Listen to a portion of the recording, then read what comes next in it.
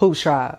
Sue Bird's Bird's Eye View podcast featuring Kelsey Plum got deep. I'm a few episodes in the Bird's Eye View, and I really like this podcast. I feel like I'm getting locker room talk from some of my favorite WNBA players. These are interviews that only Sue could do. She comes in with a lot of knowledge, but not just in a way of a peer, like she's relatable, but in a way that you know that she's studied. I want to also give KP her flowers for being vulnerable in this. Her story is her personal life and her professional life, and this interview gave us a glimpse of the intersectionality of what life in ball can be like for a woman in the W. Kelsey Plum built the Las Vegas Aces that we know. When she was drafted, they were in Texas. She's a brick in their foundation, so to hear her say that she felt underappreciated is hard to conceptualize. Vegas doesn't win back-to-back championships without KP, and to learn that she was under continuous budget cuts is wild. She talked about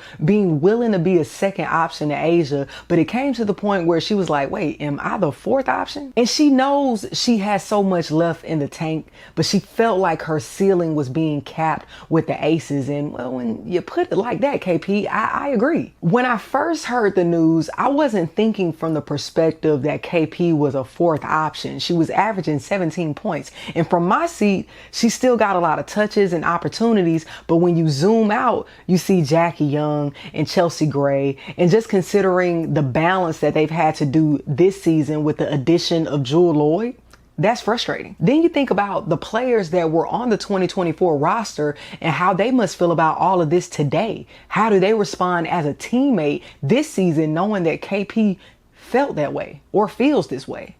I can imagine them approaching the game differently, Coach Hammond approaching things differently as well, because it sounds like a lot of life lessons for everybody. Another thing I took note of during this interview is KP's emphasis on this isn't just her problem. She kept circling back to the bigger picture. There are other players experiencing similar things. The WNBA is a very small pool with just 13 teams, 156 or so athletes competing to lead a team. And talent is just getting better. Even with expansion in 2026 and more to come by 2030, there's a lot of stars being produced. And then you think, well, KP was dealing with all of this while going through a divorce. And as someone who has gone through a divorce, it ain't easy. To know KP left the Aces without feeling loved in the capacity that she deserves is tough to hear.